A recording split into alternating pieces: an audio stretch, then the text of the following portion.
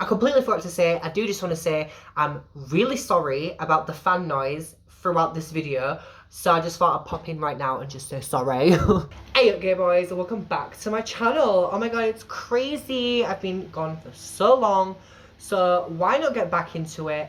If you don't know, let's just stop being ridiculous. I've been gone for a long ass time. Basically life happened, so we're back and ready to film. So today's video, we're not put stuff in front, come on, let's be smart. I'm going to be doing a review of, well, it's kind of like a first impressions, but I guess it's a second impressions because I've already filmed this video and I hated it. So I was like, fuck it, let's do it again. This is going to be first impressions, we'll call it that. A first impressions of a Super Stay Foundation by Maybelline.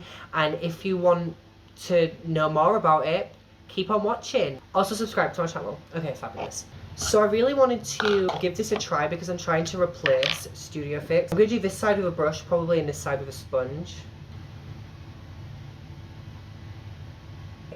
I'm trying to replace Studio Fix Fluid because I just feel like it's fairly expensive and I'm trying to be more conscious with my money. So I'm like, okay, let me just try and be conscious with it and try and find cheaper products that I like, you know, very that indeed.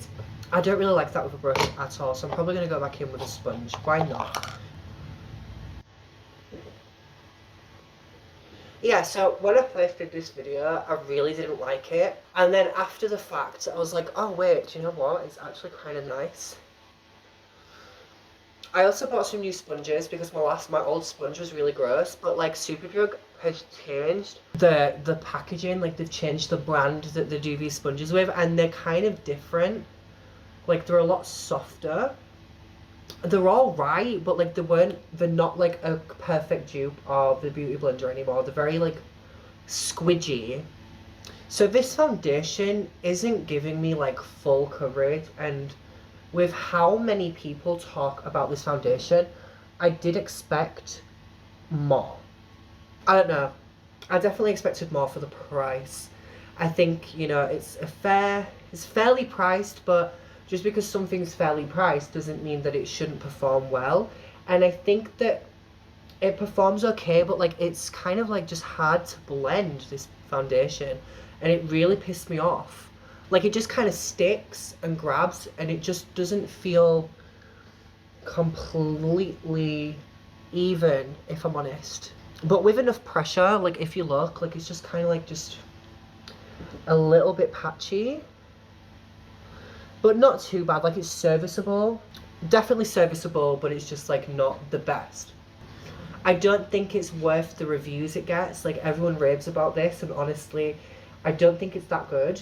I do think it's a fair alternative to more expensive products. Like I could leave the house looking like this and not be like pissed off, but it's definitely a sacrifice, if that makes sense. Like it's definitely, what am I doing with my hand? So gay. It's definitely a sacrifice. It's a very dry formula. But it does look really nice once it's like blended and powdered down and everything. It does look really nice. Okay. I think I'm okay with blending. Oh, I should have been to that.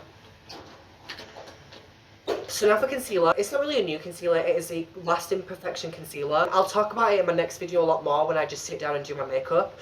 But I have recently made the decision to stop using Makeup Revolution. I used this concealer back in college, like it was like the bitch, but it was only 3 shades and it was really too dark for me, and I did not know this. Maybe I'm living under a rock, I guess I was kind of. This truly has so many shades now. It's got 18 shades. Obviously it's not the best shade range, but to say it used to have 3, you know.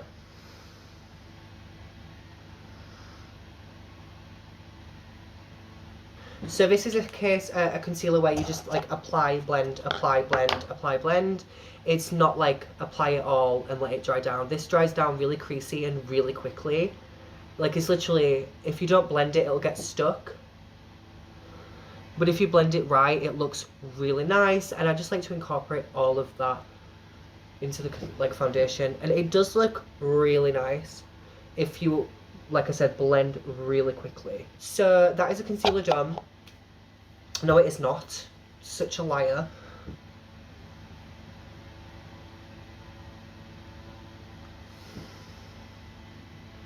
Oh, crooked nose today. Okay, whatever.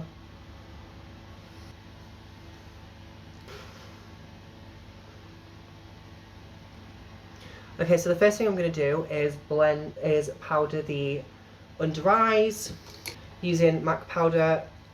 I haven't found a replacement for MAC powder yet, honestly. I just think this is the best powder, hands down. I'm a full coverage bitch. I don't want anything less than full coverage, and I think that powder really does need to add coverage. And this is like that kind of powder where it's enough coverage to make me happy, but it's not become like a powder foundation. Like, it's that happy medium, and I just haven't found a replacement for this powder yet.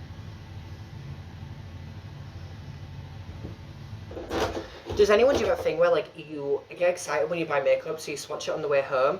So I'm really not looking forward for these blushes. These are MUA, they're £3 each, and when I applied it, like swatched it, I don't know about this one yet. I'm like, ooh. So I got 3 shades. I got a red, a pink, and a kind of like grey pink.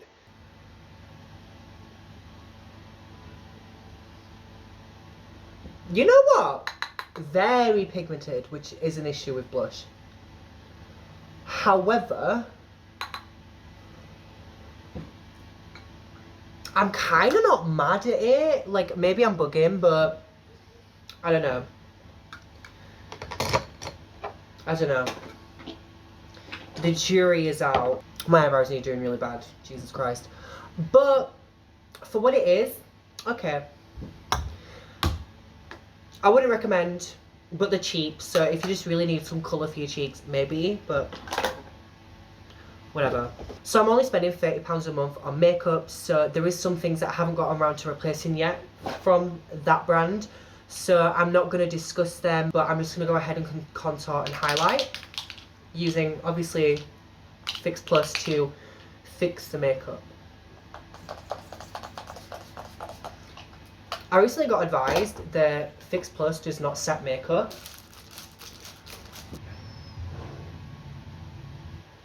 And now onto contour.